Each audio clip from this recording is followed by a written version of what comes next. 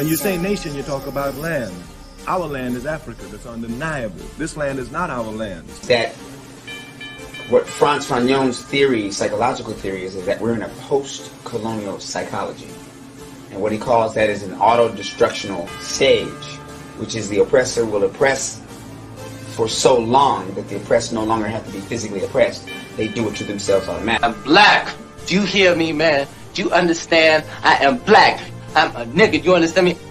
I was born black, I live black, and I'm gonna die probably because I'm black. Because some cracker that knows I'm black better than you, nigga, is probably gonna put a bullet in the back of my head. Hey man, it's like this, man. It's like, you know, it's like it's revolution time, man. There's no questions asked. Revolution is here. You know what I'm saying? We the youth, we the young. It's time for us to break loose, you know? We don't have no freedom, no rights, man. We slaves right now. Everybody's still a slave. That's what they told us today. In other words, you still a slave. No matter how much money you got, you still ain't shit. So, you know, it's on, just like that. Just like that. Are really ready and willing to pay the price that is necessary for freedom. Our people will always be walking around here second-class citizens, or what you call 20th century slaves. What price are you talking about, sir? The price of freedom is death. What's the figure? I mean, what are you in this for? You want power, you want revenge, you know? What is it? It's simple, Willie. I just want to be free. Hey, peace, and power, Uhuru. This is Ikemba Ojore, host of We Charge Colonialism, Blueprint for Black Power study session. So I want to appreciate everybody that's going to be tapping in to this discussion, this important study as we cover Dr. Amos Wilson's Blueprint for Black Power. Today, I'm going to be finishing up chapters 3 and 4. And you know, I'm excited about that because that means in the next study session, we'll be moving on to another chapter. So I appreciate everybody's continuing support of the channel. Make sure that you subscribe if this is your first time being here, so we can get those numbers up. Also like and share as well. That's another way to spread the word about what we're doing here. We Charge Colonialism. We are a Pan-African, anti-colonial think and do tank. And we definitely want to do a lot more this upcoming year in regards to just organizing our people, empowering our people, ourselves and our people in a way that can really liberate ourselves from colonialism. So that's what we're all about. I think this text, Blueprint for Black Power, is a I won't say a good start. For some people, you know, you may want to start in other places before you get to this particular text, just because of the length and the many concepts that is being used in this text. But if you are someone who has been studying for a while and been in this work for a while, this is definitely a book that you want to pick up and use as sort of a guidebook for nation building. And, you know, that's what it's all about. That's what we're discussing here, you know, that We Charge Colonialism. Outside of the work that we do in regards to putting out information, we're about nation building, and revolution, you know, has to be the solution, right? Revolution has to be the solution, only solution, not integrating into an oppressive and exploitative system. So, you know, I take that to heart. You know, I don't even consider, I'm here based in the United States, but I don't consider myself to be an American. You know, I say that loud, I say that proud. You know, I think Malcolm X, you know, taught us that you can sit at a table, you know, with diners, but you're not a diner until you start eating, you know, dining with the rest of the diners. And we're not even at the table, you know, the masses of African people that are in this country. So, you know, and you know, I think it's important too, you know, even the concept and idea of America and what it was founded on shouldn't be something that Black people should be striving to be a part of. We should be looking to build alternatives. There wasn't always in America, there wasn't always the United States of America. That's a European thought and idea and creation. Just like there weren't always, Canada, Mexico, and so forth. There's a lot of European constructs that are out there that Black people find themselves a part of, and we find ourselves building up these institutions that have been created by the European. And the European, of course, when he was thinking and she was thinking about, or he, for the most part, was thinking about building these institutions, they were thinking about designing an institution that would benefit them in the short and long run. Yeah, y'all see me here in my fatigue too, right? So let me get stylish on them today. Get a little stylish on them today. So what I want to do too, before I get into this book, just to give some people a little bit more time to join this. It's a short 2-minute clip. I want to play a little Dr. Amos Wilson, short 2-minute clip, and then I want to, dive right into this text. So let me share my screen.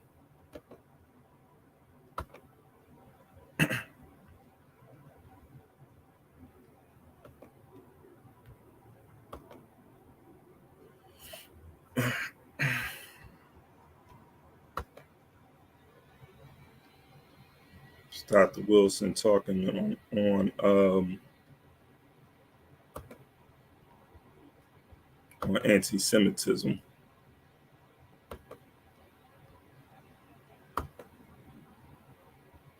Semitism stuff just got LIV jammed up. Oh yeah. People, at one point it's not a race, it's a religion. At another point it's a race. What's going on here? The thing that you have here, ladies and gentlemen, is a political strategy. Yes, sir. And an economic what? Strategy. An instrument of what? Control. A means by which one can control the behavior of others. You can call it religion, ethnicity, anything you want to, but its ultimate reality is that it is used to do what? Control the behavior and perceptions of other people in the interest of the people who belong to that thing. That's all it is. And the first question you ask, and so the thing goes out, you're anti-Semitic. Now, it doesn't matter what you said, whether you told the truth or not the truth, or this or that, has nothing to do with that. Not at all. It has to do, now the next question you're going to ask is, oh, how can I not be anti-Semitic? Don't say this, don't say that, don't do this, don't do that, and then we won't call you what? Anti-Semitic. And so when you're striving to be what? Not anti-Semitic, you then what? Fall under the control of another people. Regardless as to whether they are right or wrong, or regardless of how unfair they are, as soon as you meet the requirements of not being called anti-Semitic, you're under control. And yet here's a people that's less than 3% of the American population, less than 1/10 of 1% of the world's population, who through the use of that term and through the throwing of that accusation can manipulate whole political and economic and social systems. And then they're the first one to tell you that you shouldn't talk in terms of race. Before you go. All right. That's I thought that's powerful, and that's something even in the text today when I speak on African self-identity, kind of speaks to this. This political, Dr. Wilson said, it's a political economic strategy, and this is something that we attempt to use as far as Black people when we identify ourselves, whether it's as a race or a group of people. You have these different groups that have been popping up from the ADOs to the FBA, but even those who identify as Pan-African or African internationalists. The way that we identify ourselves is a political and economic strategy. And even the ideas that we promote, in this movement to advance ourselves are being used as a political economic strategy. And the European has been very good. White people have been very good at countering these ideas, right? Because what it may mean for their position in the society, their position of power, it's a threat to their position of power. It's an obvious threat, and we make no qualms about our identity and our movements being a threat to white power and so-called white supremacy. So when we can use Black Lives Matter as an example, that was looked at as a threat to white domination. And what they would do, this is how skilled the European is that they flip that on Black people and say, hey, all lives matter. And then you hear blue lives matter, and everybody came out with something that mattered, right? And so, this happened with Black Power. Black Power, the Black Power movement, it was deemed as racism in reverse, right? And so they defined what Black Power was, or they attempted to. We defined Black Power, and we told the world what Black Power meant, but it was drowned out by those who, even among our own community, who said, this is racism in reverse, right? So, because they understand, just as we understand, the power to define. And so, this is what Dr. Wilson was getting at in that clip with the Jews and anti-Semitism. And so, because it's a means to control, if we're able to get, whether it's for positive or for a positive or negative outcome, but if we're able to influence or control the way that everyone looks at Black people, through them saying Black Lives Matter and them being conscious of what is taking place in the Black community or against Black people, and saying, hey, something needs to be done about this, right? And there's people who push back against that. They don't want to be influenced or controlled, right? And so they try to change the narrative. But it's the same thing. It's the, same game has been going on since we, been fighting against enslavement, fighting against Jim Crow segregation, and continuing to fight against colonialism and racism, around the world. So I want to get into this text. He's going to speak more on this. Last time that and peace, people. And this is, I know I do these things at odd times, man. But I felt like I wanted to do. I was going to do this podcast at 9, but every time I do it at 9, I get tired. I get tired, right? At like after the half an hour, after 30, 40 minutes. And my energy, I can't really give you the energy that I want in examine and analyzing as my brain starts shutting down. So I said, you know what? I'm gonna do this at 7. And plus I'm feeling a lot better. I'm about like 90% right now. So as far as health wise, so I'm feeling a lot better, and I'm definitely looking forward to getting into these 2 chapters, finishing this off, and then next time we meet, we'll get into chapter 5. So hey, peace, yeah, right. I said, you know what? Nah, I almost peace, sugar. I almost set this for 9 o'clock, and I told myself, nah, we're gonna do this earlier. So I'm going to go back to chapter 3. Last time I last place I left off at was speaking on cultural, social, and personal identity. And chapter 3 is the social and cultural origins of power. This is what Dr. Wilson is talking about in this chapter. And so I kind of want to pick up where I left off at. I'm going to read some of this right here where he's talking about identity, and then he's going to get into the need for a new African self-identity. So moreover, identification involves the process by which the individual or group is socialized to acquire those attitudes, values, interests, morals, ethnics, tastes, skills, emotional and behavioral tendencies, and ways of thinking that the socializer deems appropriate to the person's gender, the person's, or in the case of whites and blacks, the group's race and social role. In other words, identification refers to the process of fitting a person or group to its ascribed or prescribed social role. The social role for which the person or group is fitted is usually the ones the socializer perceived as important in supporting his or his own position, in achieving or satisfying his or his own goals and needs, or in terms of group relations important to supporting, enhancing, and empowering and helping the socializing group to achieve its economic, political, social, and psychological objectives. All right. And so this is important. He's really like setting up what he's going to get into in regards to why we need a new identity, self-identity. And when you see among our community, at any time that there's a movement, we begin to have discussions on how we identify ourselves within this new movement.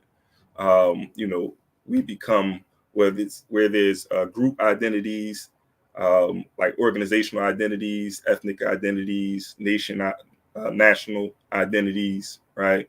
From the new African movement, right? Or from organizations where they consider themselves to be Black Panthers, right? People will say, I'm a Black Panther. Hey, that's an identity in itself. So there's various identities that we have, multiple identities that we have within society.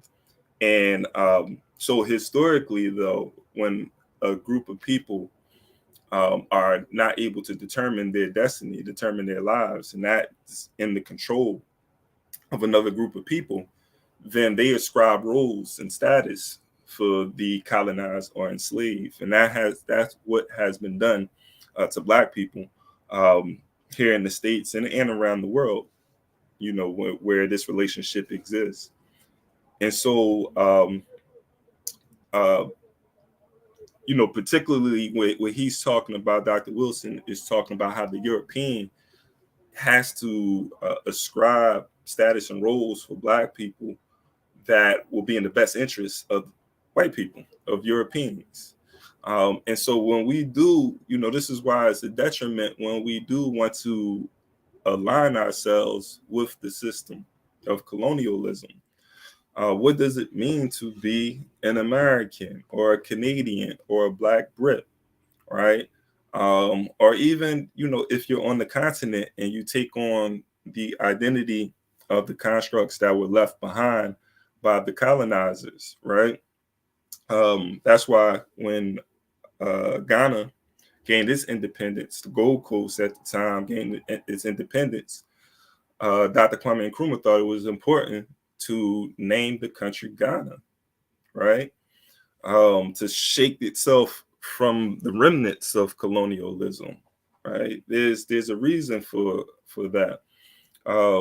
So, just to read this again, it says, so the social role for which the person or group is fitted is usually the one the socializer perceives as important in supporting his or its own position in achieving or satisfying his or its own goals and needs, right? So, and I think I don't really need to belabor this, but I think like this has been the serious contradiction with wanting to be an American. And part of my message to anybody that taps in and is a part of these discussions is that we have to move away from wanting to identify with the colonizer There's nothing wrong with being, I think we imprison ourselves, when we feel like we have to be a part of this society and, we can't build anything new, as if the United States has been around for thousands of years, right? What are we caught up in? Are we too caught up in the American ideas that we feel like, hey, these are great ideas. We need to make this work, that we don't have the confidence in ourselves that we can build a nation of our own, an alternative of our own. And we have a right to make that demand, right? I don't, I'm kind of, I understand why, it goes back to the miseducation that Dr. Carter G. Woodson was talking about. It has a lot to do with that. It has a lot to do with the messaging that the European has been able to inundate us with through media. So a lot of that has to do with it.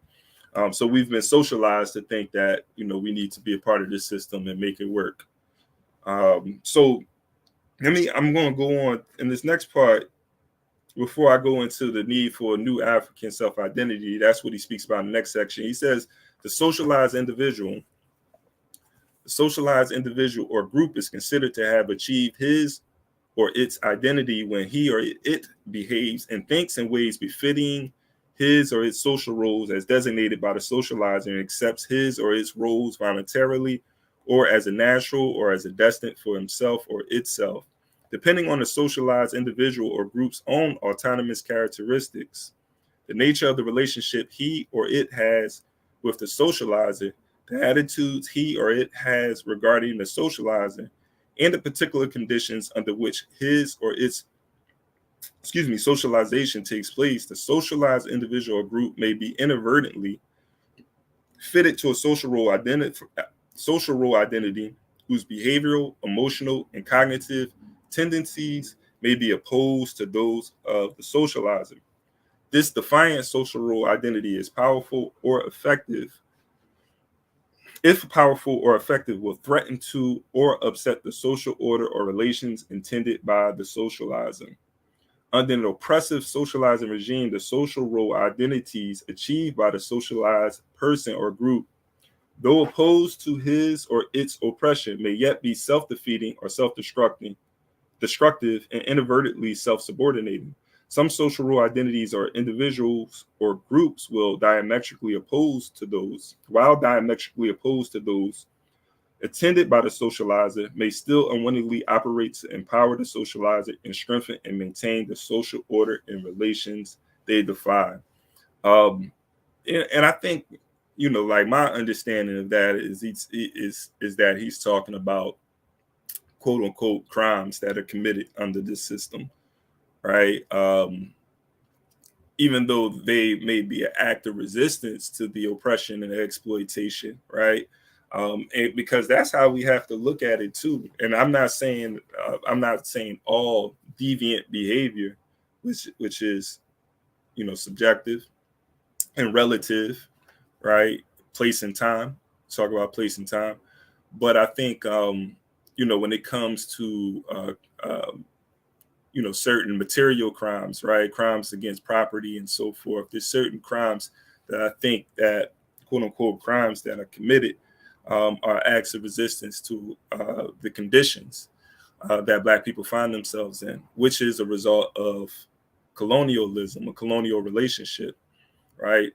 Because some people, we have to understand, like even after chattel slavery ended, there still was a new form of enslavement that was put in place.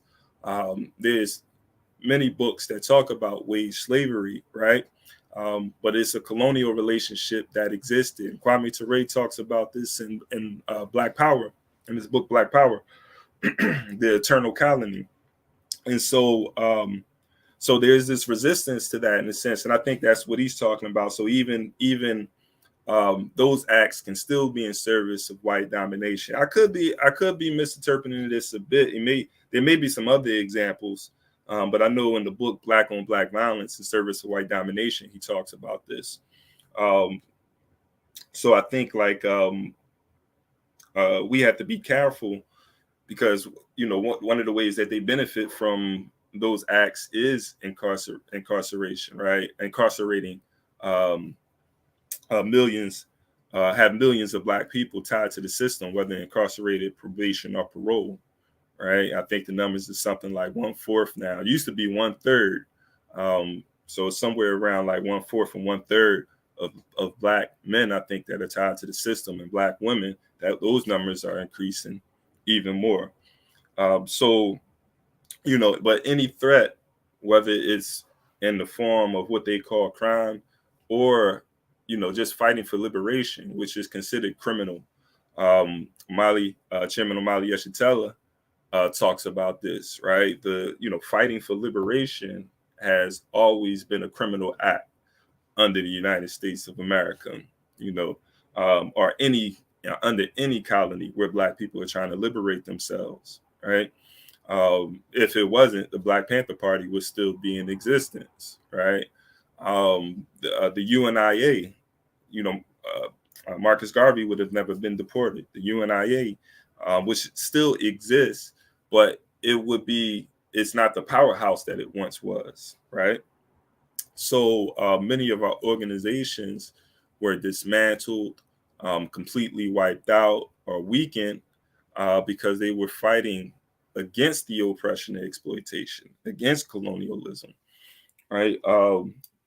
So in the next chapter, though, this let me go into this, right? The need for a new African self-identity. It said, under certain social economic circumstances, cultural identity can become the instrument for the expression of the power of the predominant cultural system which molded it. Read that again. Under certain social economic circumstances, cultural identity can become the instrument for the expression of the power of the predominant cultural system which molded it. And this is why we have to question, not even like the identity of, you could say you're Black, African American, African, but there's other identities that exist that we have to be aware of, right? So what does it mean, what's the role of a man under colonialism for a Black man? What's the role of a Black woman under colonialism? What's the role of a Black family? What does that mean under colonialism? And how is that serving, how is that serving the, the Black family? How is that serving the Black community? What is a Black community under colonialism, right? What is a worker, a Black worker, a laborer under colonialism? So it's important to question, these identities and these roles under this system, because a lot of these roles we did not create. A lot of these identities we did not create. It's not even a language that we spoke, right, before coming in contact. But let me move on. And so it may also become the instrument used by the dominant culture and its members to further its survival and enhance its empowerment, right?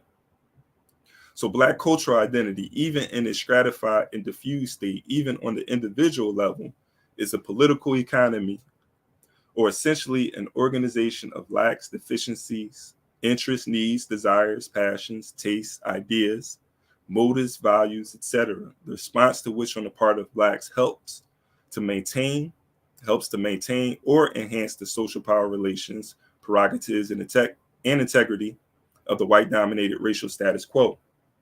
In the context of white American supremacy, African Americans must ask ourselves, what is the political economy of oppressed Black culture and the various personal and social identities it produces?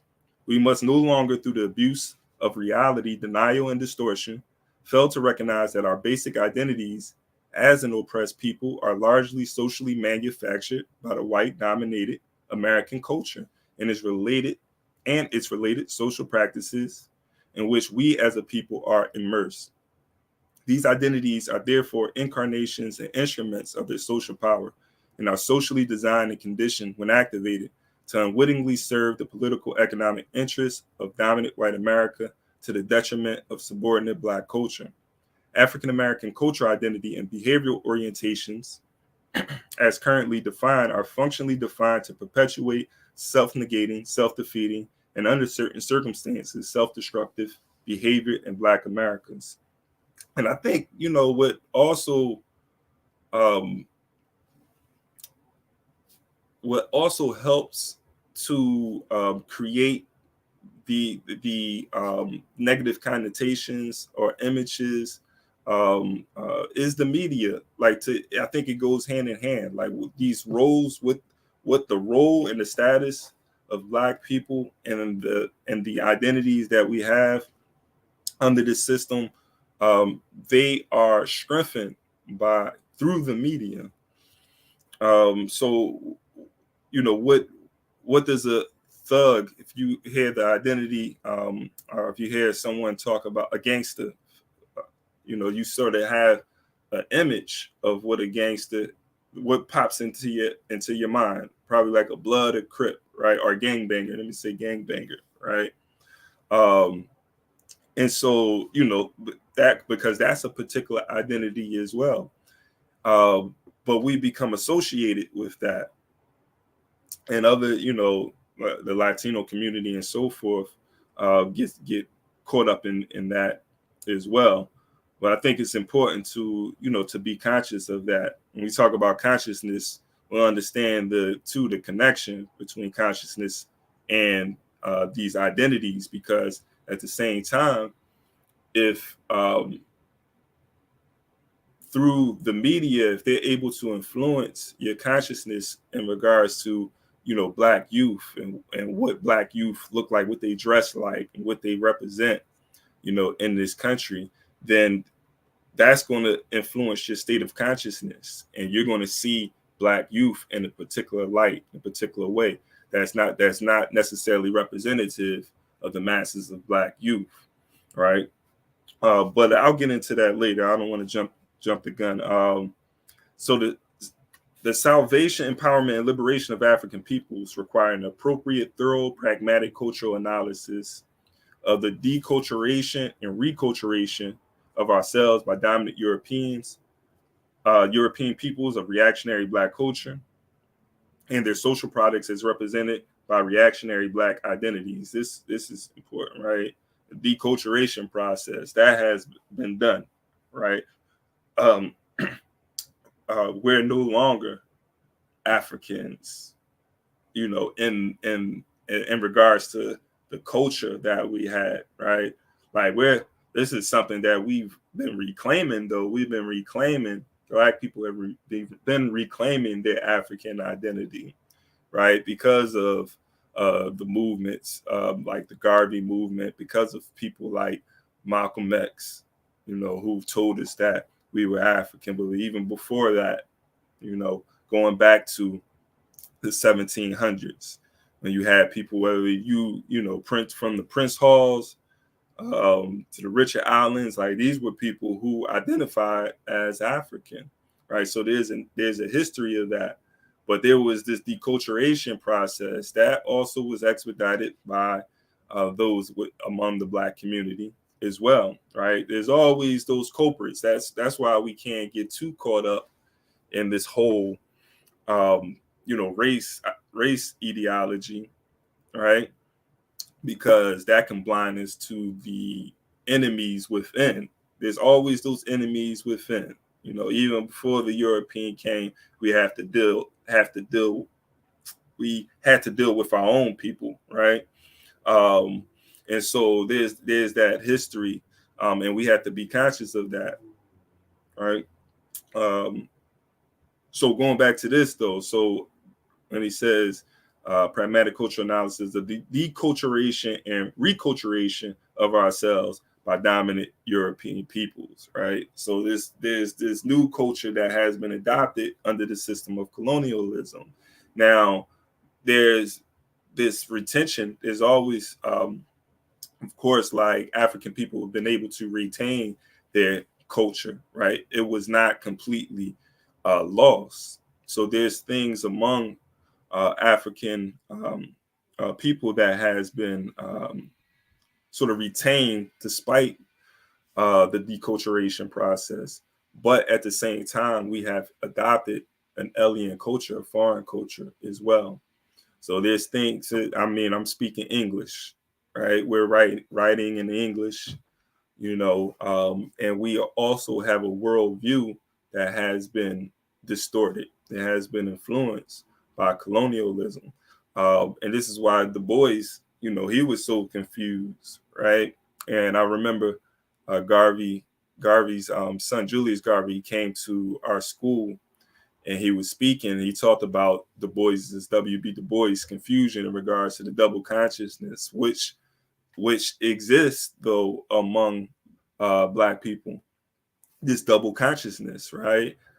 Seeing the world through their own lens and experience, right? But also seeing themselves through the lens of the oppressor and the colonizer, right? And Dr. Julius Garvey said Marcus Garvey didn't have that problem with double consciousness. He knew exactly who he was as far as like him being an African, right? But this is something that Black people have really been struggling with, is because there's this reculturation, and this is, again, going back to, I think, one of the main points that Dr. Wilson is making here is that this reculturation that took place, that was done so that we can behave, so that we can think and behave in a way that benefits the colonizer, right? Enslaved people had to behave in a certain way to benefit the colonizer during chattel slavery, because if they didn't, what was acts of not aligning themselves with the rules of the enslaver, acts of resistance, right? Acts of resistance, acts of running away, acts of killing their oppressor, breaking tools, right? Organizing against the system of slavery. These were acts of resistance. But this didn't happen. It happened frequently, but it didn't happen on a large scale where the system came crashing down long before it did during the Civil War. Why? Because African people, whether in the United States or in other places where they were enslaved, were beaten into submission, indoctrinated, right? There was this process of seasoning, quote unquote, seasoning Black people so that they can be conditioned to be quote unquote slaves. So even after the ending of chattel slavery here or anywhere else, there still had to be a process of reculturation or enculturating a group of people so that they can think and behave in a way that wouldn't be a detriment, wouldn't be a detriment to the superstructure, the power structure, right? And so, and this is something I think we have to we have to question these things. We have to really begin to think about these things in a way that say, hey, maybe we need to socialize ourselves to start thinking and behaving in a different way, because what we've been doing so far, what has it done? We're 150, 160, years removed from the ending of the Civil War, the Reconstruction period, and so forth. And there's still this struggle that Black people have in this country, in the United States. There may be some people who tap in from other places, but particularly where I'm based at in the United States, there's still this struggle against colonialism and racism. There's still this struggle for equal rights, right? Constitutional rights. But the struggle should be at this point, Garvey tried to tell us that at this point, we need to be building alternatives. We need to be talking about nation building. All right. So let me go on. So I can get to chapter 4. So let me just touch on a few other things in this chapter, and I want to move on to chapter 4. All right. Again, this is chapter 3. And I'm sorry, just in case some of you are following along, I'll make sure I'll give the page number as well. So there's another point I want to make here in regards to, this is something he says in the section dealing with New African Identity. He says, certainly, let me read this part. He says, what kind of culture must we construct in order to overthrow white supremacy? All right, great question. What kinds of social identities, relations, arrangements, alignments, institutions, values, etc., which, when actualized, will allow us to attain and protect our liberty, enhance our quality of life. What kinds of socialization practices must we institute in order to empower ourselves to become the kinds of people we must become if we are to secure our right to be free? Right? He says, certainly the answers lie in the direction of the reclamation of our African identity and the reconstitution of our African-centered consciousness, supported by commensurate African-centered cultural, social, political, and economic values, institutions, and relations. Right? There's nothing wrong with going back to that. Nothing wrong with going back to that. All right. So he makes it clear. He makes it clear there. So I want to go to this, other part under the myth of, he talks about the myth of individualism. So I'm gonna jump there. This is on page 75. Black Church and the Myth of Individualism. So he said, in addition to accepting, inculcating, and misleading the African American community with its white, racist, tainted religious theology and ideology, the Black church establishment, along with its bourgeois class retainers, addicts the community to an ever more socially poisonous political ideology, the myth of individualism. And so, he's talking about the church right here, because in the previous sections, he touches on the Black church and the Black community. And he does give praise in regards to his history and being a staple in the Black community, but he definitely addresses the contradictions, all right, and sort of the selling out that goes on among the Black church community. So that's why he's mentioning the Black church in regards to another thing that they do here. But it's not just the Black church who is pushing this idea of individualism or this myth. It says the wholesale adoption and communal promulgation by Black church and non-church leadership of the mythologies of laissez-faire capitalism, unrestrained individualism, self-centered, self-serving, narcissistic, competitive self-promotion, and careerism as the cultural foundations of the African American community have been and it is greatly responsible for its disempowerment and social underdevelopment. So when you hear, according to Dr. Wilson, I align myself, I unite with what he's saying here. When you hear people talking about Black capitalism, individualism, and so forth, right? Stay away from that. Because it can be, unless we are using it as a strategy to dismantle the system. We can use the tool, right? Because we're in the system of capitalism. You work for someone, you're contributing to the system of capitalism. You own a business, so forth. It don't matter if you're a worker or owner. If you don't have a strategy to dismantle the system, then all you're doing is strengthening and maintaining the system. So whatever we are doing as a part of this system, it should come with you should be a part of an organization that's organizing your resources, your labor, your skills for the building of the Black nation, the African nation, and the dismantling of the system. It's going to dismantle itself, to be honest, once we begin to start building systems of our own, right? That's how you really dismantle the system. We don't necessarily have to go into, all out armed warfare with the enemy, even though, I'm not naive. It may come down to that because of the organizing that's being done to empower Black people. The leadership is always going to be a threat for waking up the masses of African people to behave, to think and behave in a way that doesn't benefit the power structure. And this is what he's talking about here in regards, this is what I've just been sort of like laying out in regards to how the colonizer needs to have us think and behave in a particular way. We need to be in a certain state of consciousness. Remember that, state of consciousness. So, So he says Euro-American cultural, economic, and political mythologies are designed to maintain white domination and facilitate the white political, economic exploitation of the African American community.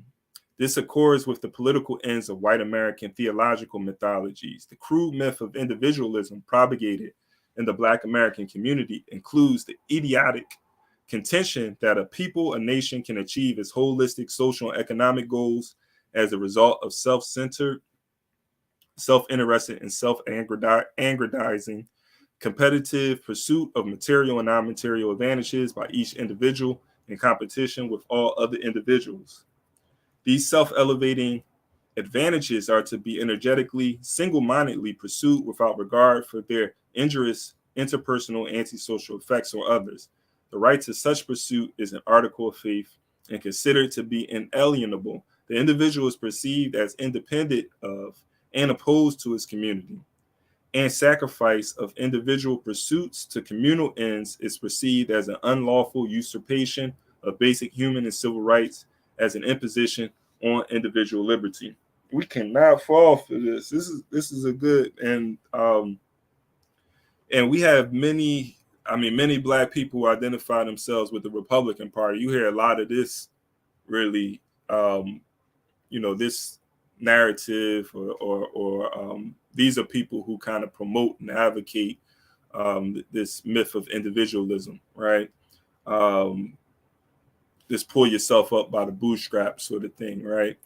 You'll hear a lot of that, but not just them, though. You'll hear it from those people who also may identify as Democrats, or it just may be people who may not identify with either. They may speak the language of Black nationalism or Black power, but still, sort of preach this pull yourself up by your bootstraps sort of thing. These ideas. So we have to be very careful, because that's not our history. African people are communal people. And at the end of the day, societies is built through organization, through communal means, collectivism.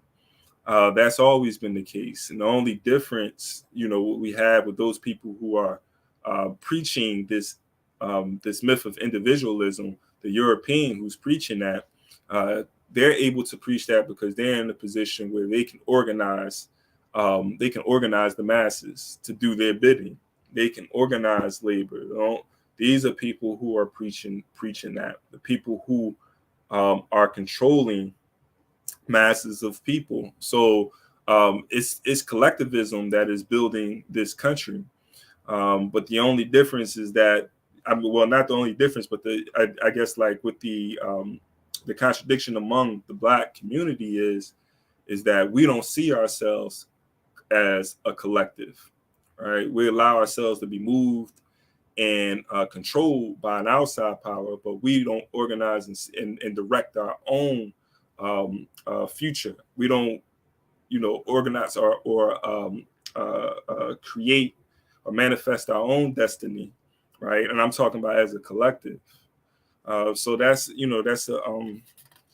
serious contradiction. This is what he's getting at here. So excuse me.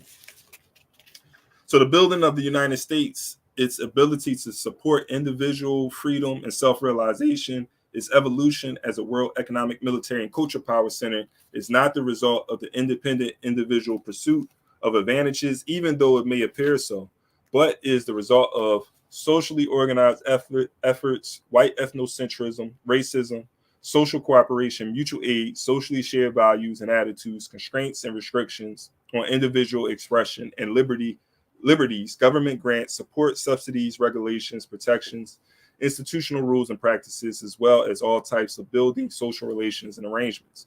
We cannot separate individual motivation and self-realization from its social nexus or matrix. Yeah, that's another, just to, go even deeper. The United States itself is an organization. It's an institution, right? So we're all part of this collective. Even identifying as a nation, you represent a collective. Now, within the collective, there's individuals who are moving and doing their own, individual. We're all individuals at the end of the day, and people have their own individual pursuits. But it's all in the name of a single idea. It's like this Americanism. Everybody's moving and have the objective to strengthen and build the nation, the American nation, right? Or with whatever nation that you're a part of, right? People collectively go out and vote for their leaders, right? Their president, their mayors. So, and I think that's what he's really getting at when it comes to the economics of it all, right? In the individual pursuit. See, I think we can't be fooled by this myth of individualism, because what it is like when we buy into that, it allows for individuals to crush other individuals, or to crush the collective, for an individual to own, land, to own property, right? That masses of people may be dependent on, right? And so they're able to, have power and control over a large group of people as a result of that. But at the end of the day, everybody's still a part of this, one system, social system. And again, going back to what Dr. Wilson is touching on in the early part of this, we have to have that sort of thought process in order for the system to sustain itself. So there won't be this implosion, which we have when people become conscious of this contradiction. They go against it. They say, hold on, this is colonialism. This is, this is slavery, right? We don't want to be a part of this. And what happens to those people who don't want to be a part of it? They become targets of the government. It's like this light. Excuse me, I'm terrible with this lighting. I feel like this light is in my eye. All right. So I'm on page 76. Let me finish this part. So there's one more thing I want to get out in this chapter, and I'm gonna move on to the next chapter. On page 79. Page 79. This is still in the section where he's talking about the myth of individualism.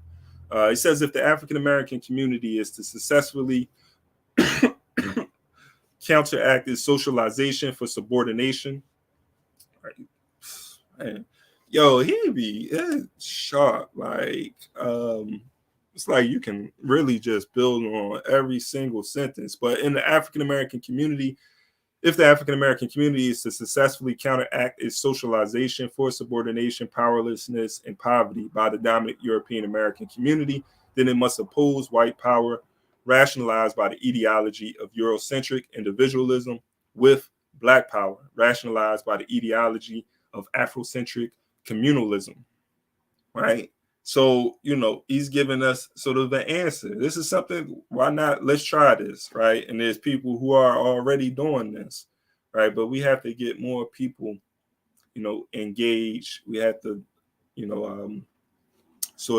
shift more people, Black people, African people's consciousness to this particular way of thinking, right? So again, he's saying to counter this, we need to we counter it with black power, rationalized by the ideology of Afrocentric or African-centric communalism. The culture of inequality of necessity, in order to establish its preeminence as a culture in contrast with other cultures or subcultures, generates and sustains the subordination, poverty, and powerlessness of the other cultures and subcultures. Ironically, the ideology of American individualism, with which the wealthy and powerful European American community indoctrinates the subordinate African American community, is neither really accepted nor practiced by the dominant community, especially its ruling elite. Neither does this class actually accept or practice the ideology of individualistic free market capitalism, into which it so skillfully socializes its lower classes in the African American community. Right? I mean, like, again, going back to this point, for these people, when they have a problem with another nation, another country, and they want to go to war with the country, they don't individually say, you know, I'm going over here and going to fight this war with Iraq or Afghanistan, right, or Palestine, or you know, whatever nation that they're at war with, right? These individuals, what they do again, like it's collectivism. They send a military over there. They send the military to fight war. Again, going back to how there's collectivism. People are organized, but they're organized for the elite.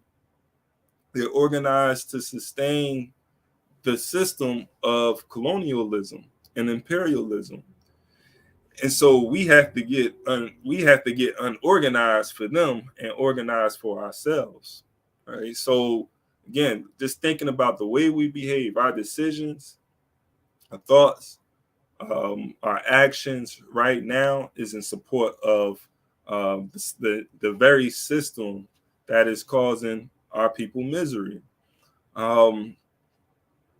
So yeah, I think that's an important point.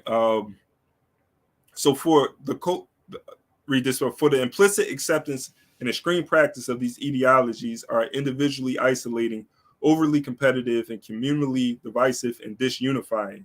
Their overemphasis is therefore both communally and individually impoverishing and disempowering. That is the reason they are foisted on the African American community. The abiding characteristics of the culture of wealth and power and of the ruling elite are these. I'll go through this. Yeah, I'll read this list. But again, like, yeah, I think this, again, going back to what we need to do and what we have I think, have attempted to do. But we have to just keep on, you know, getting organized, because we have to admit, like, there has been many organizations that have been carrying out what the necessary steps to bring about the liberation of Black people. But there has been the counterinsurgency.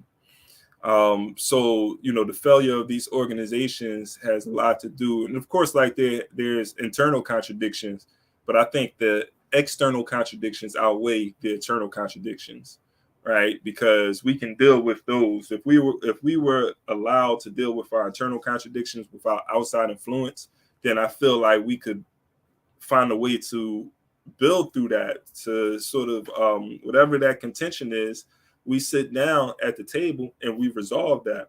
But if there's an outside force that's going to come in and sort of stir the pot, right, which has been done, and they're able to cause division, a deeper division within our organizations and within our communities, that makes resolution damn near impossible, right? And this has been the case in regards to our organizations that have been weakened or dismantled. So it's not for a lack of trying, but we have to keep on pushing forward, right? So again, like, just going to this part, says the abiding characteristics of the culture of wealth and power and of the ruling elite are these. Actually, I don't want to go through. This is on page 79. For the sake of time, I'm going to go to the spirit of war. I'm just going to end this chapter here and go into chapter 4, right? Because there's a lot here, and I'm just going to keep on talking about, you know, every time I read something, I'm going to want to build on it even further.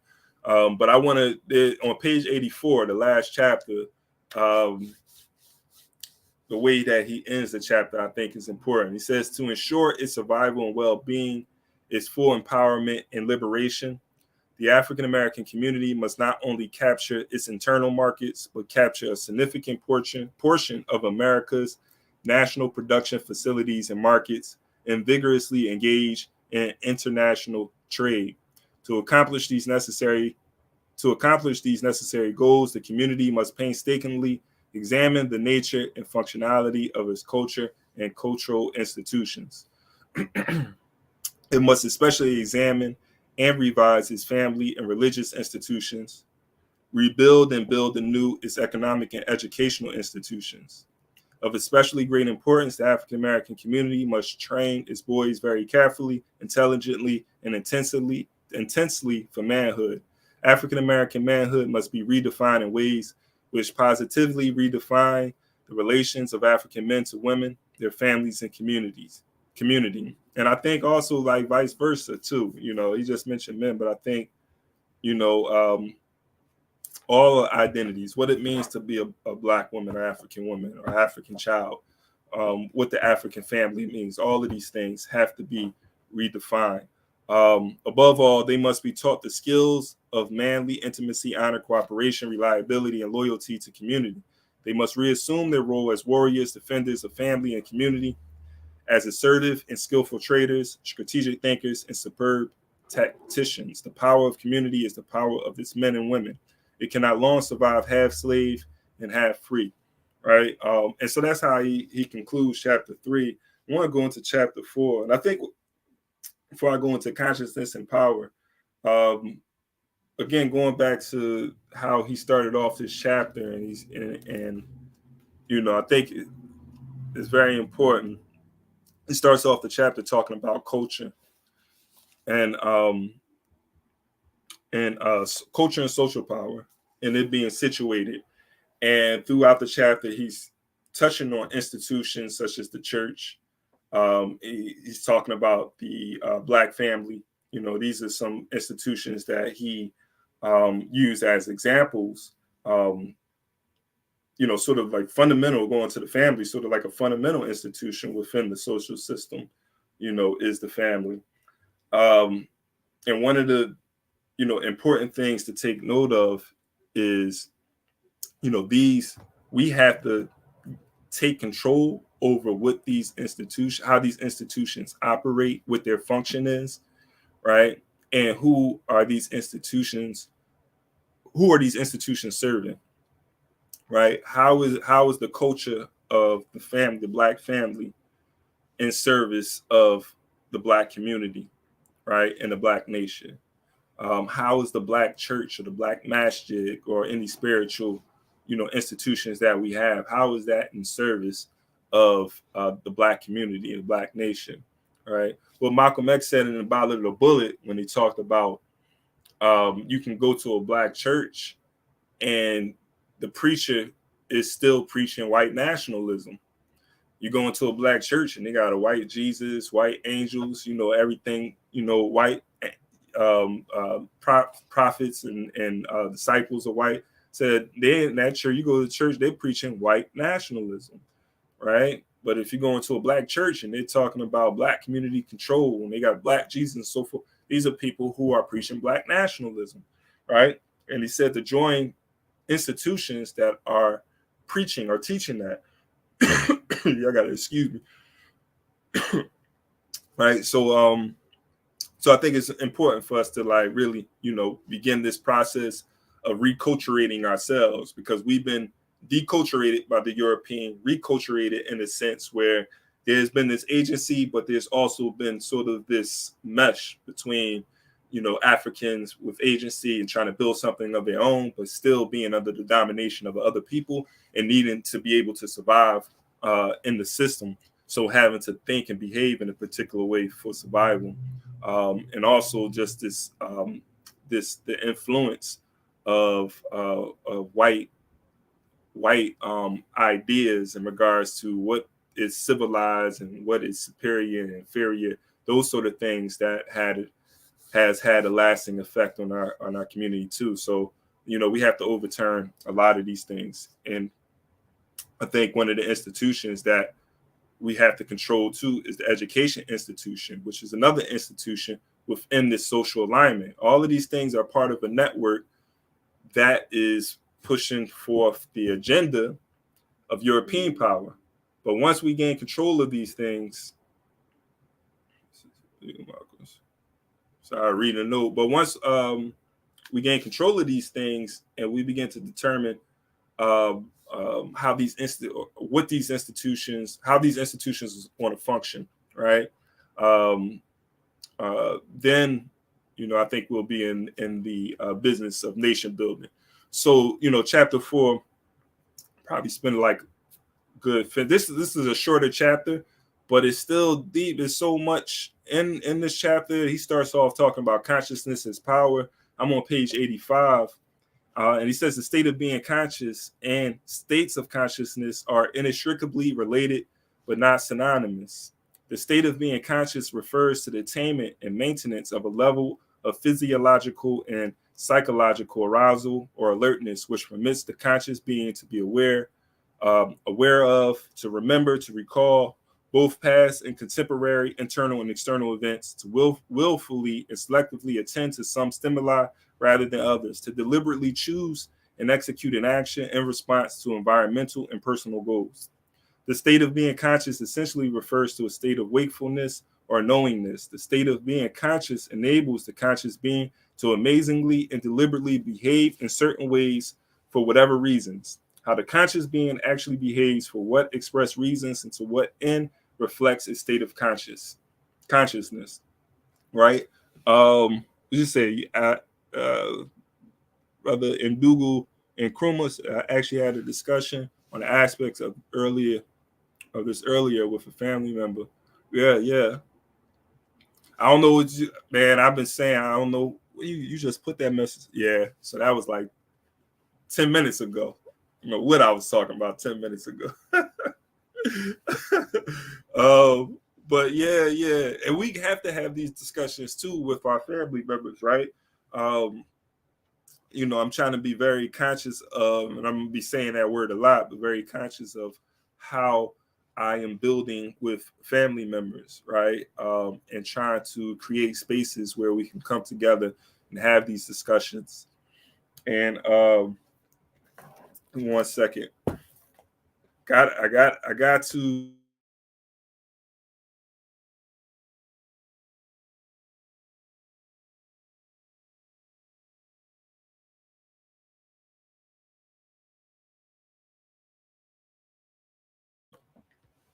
All right, that's better. Had to clear my throat, man. I was going to try to, go through it, but I said, nah, I can't do this. So I feel a lot better now. So yeah, we have to begin to have these discussions with family and community, and I want to, encourage everybody too, that taps in, whether you tapping in now, tapping in later, begin to have those, you may not be close with everyone in your family, right? But there has to be some people that you have a relationship with. What are some things that y'all can do to sort of bring other people again? And people in the family, you have different relationships, strong relationships with family members. You may have a strong relationship with a family member that has stronger relationships with other family members. So we have to begin to try to build that network, among the family. And then, even going outside your home and knocking on that neighbor door, hopefully you're in a predominantly, Black community, and you can, knock on those neighbors' doors. But if you're not, then, you seek a nearby Black community and go to that community and knock on some doors and, have discussions. Well, actually, make sure you, I feel me particular, I want to go with sort of an idea, something that, I want to do in the community and just let them know. Now, they don't necessarily have to get involved, right? As far as the organizing, but let them know what's going on and, give them opportunities to get involved, or at least, be there, be in attendance when, when you organize an event program and so forth. So that, these are some things that, we have to be like very active in doing if we really, want to start organizing our people. And so, yeah, right. So let me get to state of consciousness though. So just to be clear, right, Dr. Wilson, he's setting up the chapter just to make this distinction between state of consciousness and states of consciousness, so that we're clear on what he's talking about when he's referring to consciousness. Like everybody is in a if you're alive, you're in at some sort of you're in a state of consciousness, right? Unless you're in a coma or something. But I think like even Dr. Wilson, what he's getting at, even the person in a coma is in a state of consciousness, right? When you're asleep, you're in a state of consciousness, right? So, but everybody, you know, is in a state of consciousness, but there's different states of consciousness that we're in. A person that's asleep is in a different state of consciousness, is at a different state of consciousness than when that person is awoke, right?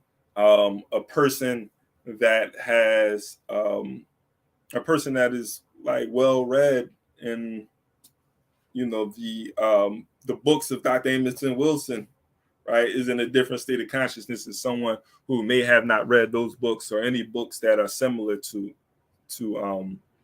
Dr. Wilson's books, right? So, you know, a person who has traveled abroad and been to Africa, been to the Caribbean and so forth, and had the experience of being among the people there and living in that society is in a different state of consciousness, or is at a different state of consciousness of someone who's never traveled abroad and been anywhere, right?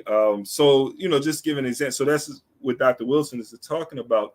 And I think this is important because we have to be clear that, you know, the European needs us to be at a particular state of consciousness so that we don't resist systems of oppression and exploitation, right? We don't even see oppression and exploitation where it exists.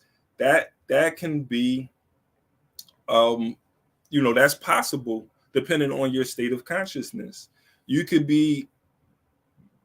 are being exploited, right, under the system of colonialism, unless you're, you know, part of the, you know, bourgeois class. But even those people who are part of the bourgeois, that are part of the African community, still has to deal with discrimination and racism.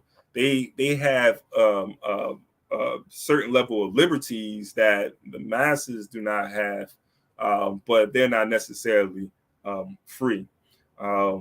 You know, and some of these people, I'm not going to say that like for that is the case for everyone, you know, because I feel like these people who are billionaires, we can say that those people are free in this sense, but at the same time, like they're not even African anymore, man. Like I'm sorry, I'm gonna have to, you know, have to say it. Like these people who align themselves with the European, you know, these people are more European than they are African. So, but anyway, but I think it's important to understand the concept of state of consciousness so that we can know, we kind of know the reason why our communities behave the way that they behave, right? We can't put it all on our community because they're not in control of the flow of information.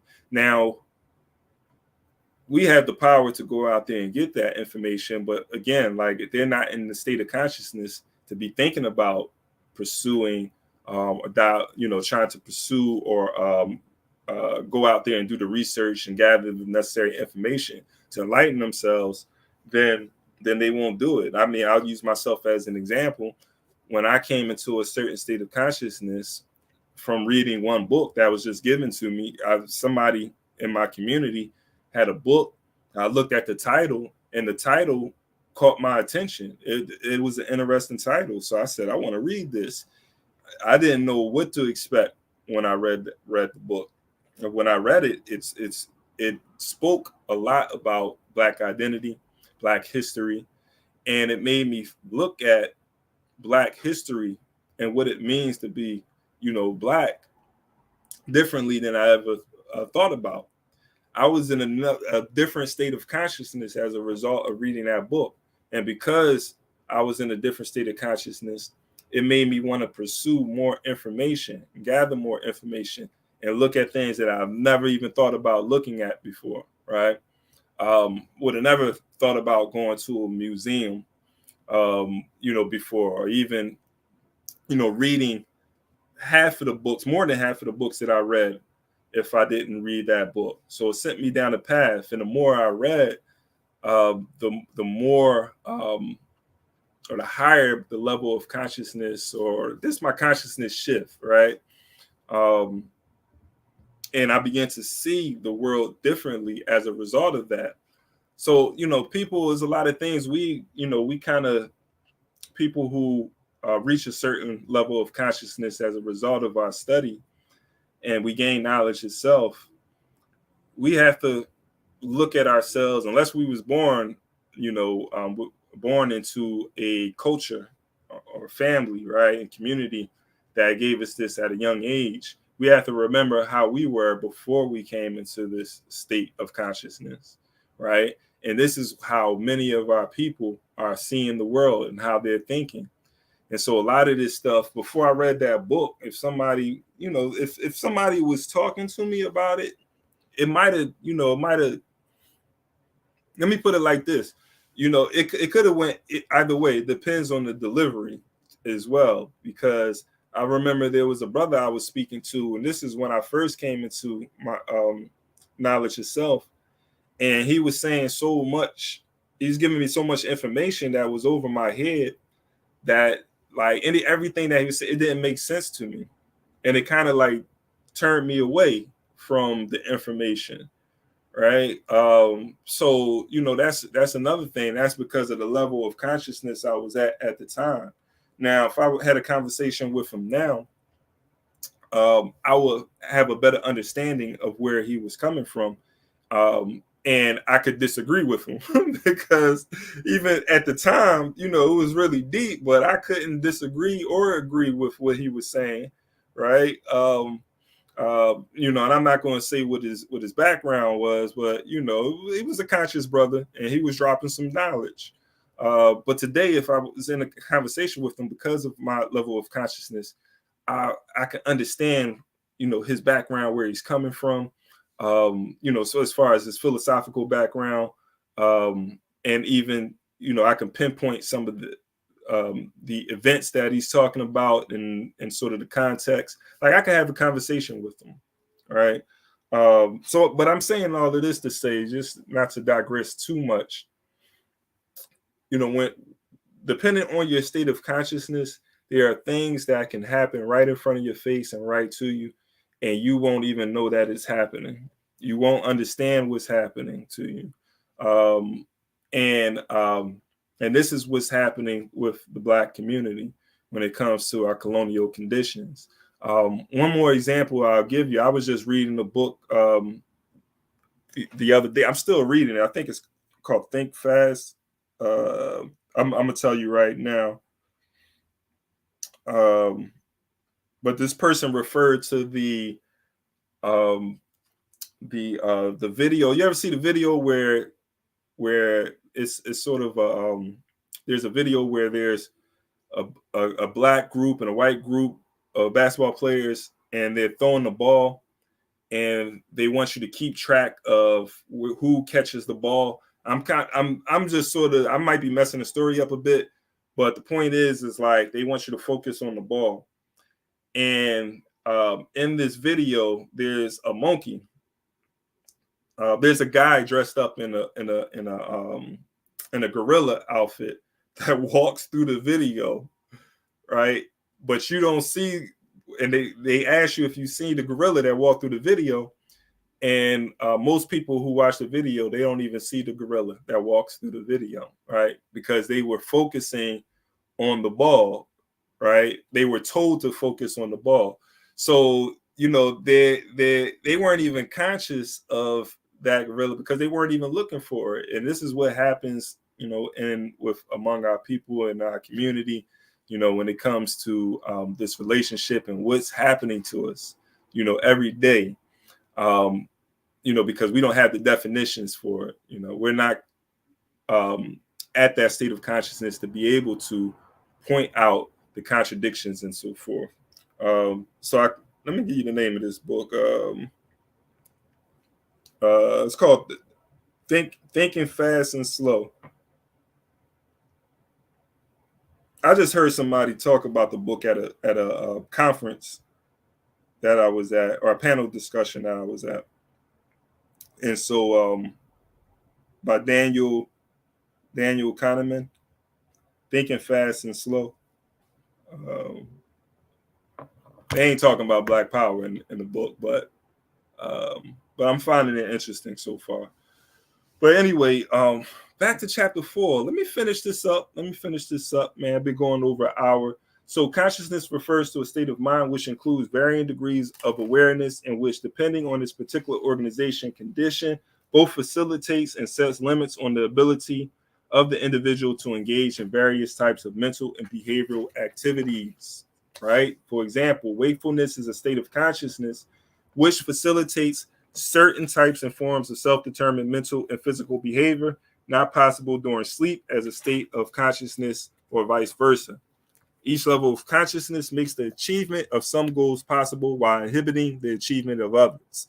It includes consciousness as a holistic mental or psychological state, simultaneously enables and disenables, allows and disallows the individual to achieve certain ends.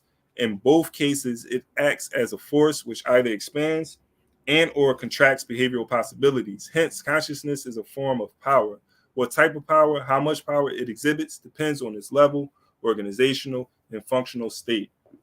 Again, and I kind of, I feel like I spoke about this just now, probably too much at length, but it just speaks to the importance of consciousness. And so with that being said, the European needs to be able to control African consciousness, to be able to have Africans work in the service of their domination, right? And so, the state of consciousness that, we need to have a revolutionary consciousness, right? That has to be the state of consciousness that Black people are in. Yes, they are agents of whites at that point, white supremacy at that point, perpetuating false propaganda for who they feel are masters. Meanwhile, let me put that up there. Yeah, it's man. Yeah, and that's the fact. I mean, at the end of the day, this is it's a system, it's a global system dominated by whites. There are other groups of people that are struggling against white supremacy. The Chinese are struggling against white supremacy, right? And they're probably the most effective at right now, the most effective at countering white supremacy. And if you think that there's someone else, put it in the chat, but that's what comes to my mind as far as the most effective at countering it. But we have to be just as effective or more effective, than they are. We have to look at how they're able to counter it, and think about what we need to do to be able to be at that level. Even studying the history of the Chinese, how they able, because I think they dealt with some of the same contradictions, within China that we deal with among Africans. And so, so let me go to this part. So social control theory, consciousness as an instrument of social control. Consciousness is a psychophysiological control mechanism. It is an instrument of behavioral control. Through its states and levels, humans control their mental, physical, and emotional behavior. However, consciousness can be socialized, meaning that it's defining functional contents, methods of processing and expressing information, its guiding values and parameters are deeply influenced and conditioned by the nature and consistency of our interactions with other human beings and various social conditions under which we live. In other words, the consciousness that directs the individual's behavior is to a great degree under social control and is used as a means of controlling his behavior by the culture, society, and groups of which he is a member and under whose influence he operates. Consciousness is therefore the premier instrument of social control. I think that's important right there, right? So consciousness is therefore therefore the premier instrument of social control. That's why Europeans need to be able to influence it. Consequently, its contents, characters, abilities, and intentions are the objects of social concern and social engineering. To control consciousness is to control behavior, or at least to limit its possibilities, right? And going back to what I just read, tying that to what I just read, as far as Dr. Wilson talking about the limitations that your consciousness can put on you. Like it can limit or enhance your possibilities as an individual and a group, right? So to be in a state of consciousness where you think that you can have a nation of your own, then you're going to behave in a way that is going to try to manifest that, right? To try to make that a reality. But if that's not the state of consciousness that you're in, right, and you think that integrating into the system and being a part of the system and trying to reform it is the best way, then your behavior is going to be influenced by that, right? So it's very important. This goes back to why I said we have to have a revolutionary consciousness, and we have to advocate and promulgate a revolutionary consciousness among our people, and take back control of our own consciousness. So I'm gonna wrap up here. There's a few other things I want to read. I think I want to leave with a couple of these thoughts. So the disempowerment and empowerment of African consciousness, right? How is African consciousness disempowered by white power? White power seeks to disempower African consciousness by adversely falsifying, limiting, or manipulating its contents, and or impairing or constricting its instrumentalities, and or misdirecting its directional organizational orientations under the guiding influence of self-serving European-centered values. How is African consciousness empowered by Black power? Black power seeks to empower African consciousness by expanding the factual knowledge base of its contents and making its factual and other contents functionally relevant to resolving the problems of African peoples, maximally enhancing and expanding its instrumentalities, and by bringing both its contents and instrumentalities under guiding influence of African-centered directional organizational orientations or values. Right? And he talks about group consciousness in here. I'm going to read this. What I'm going to do is next time I'm going to cover chapter 5, which is self-concept and power. And I want to go back over this chapter, consciousness and power, and tie it into self-concept and power. So there's some things that I kind of glossed over or skipped over that I want to go back to when I cover that chapter. But I'm going to finish with the realization of African consciousness and Dr. Amos Wilson's thoughts here. So he says African consciousness will realize its full power, second to none, when it dedicates itself exclusively to the advancement and satisfaction of African interests before all others. When it bases its organization on a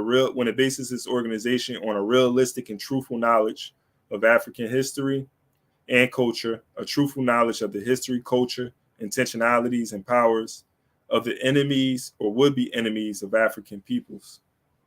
When it acquires a solid and courageous knowledge of reality and self, when it becomes determined to achieve self-control, high self-esteem, when it achieves self-acceptance and develops its ability to form more affirmative, affectionate, cooperative intergroup relations, when it produces to and for its own satisfaction, when it organizes itself to overcome and overthrow white supremacy and successfully defend African peoples against the deprecations of other ethnic groups.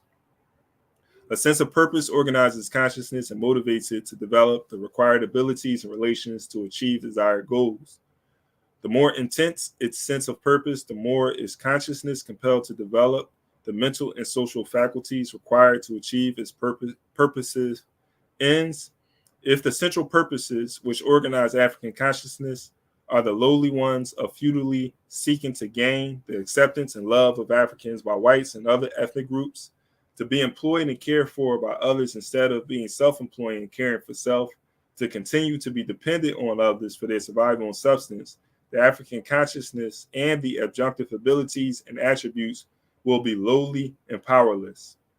The royal road to African power, to Black power, to a powerful Black consciousness runs through the reclamation by African peoples of their African identity and their irresistible will to be the determiners of their own ultimate destiny.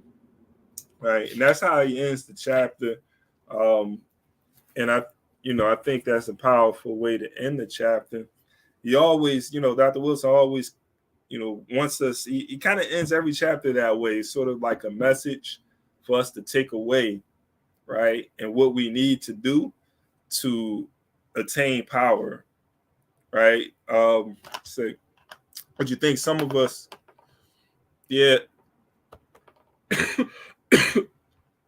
Next time, I hope, my throat is a whole lot clearer. But you think some of us could understand after 400 years, white supremacy can't be reformed out of itself. It's preposterous to keep doing that. Yeah, I'm with you. I don't know what. Well, I kind of talked about why, right? And I think you're one of the lucky ones if you're able to break free of the indoctrination, the continuing indoctrination of white people, the European. And I'm sorry, I know that sounds like a broad, but we have to call it for what it is. It's a white-dominated, system. They are the people who have been and continue to be the designers of the system. And anything that we design within this system, because we do create and design things, we're a very innovative people. But it's always done to serve the system, though, right? We have to be nation building. We have to forget how it, is going to benefit the system. How is it going to benefit the Black community, the Black nation, right?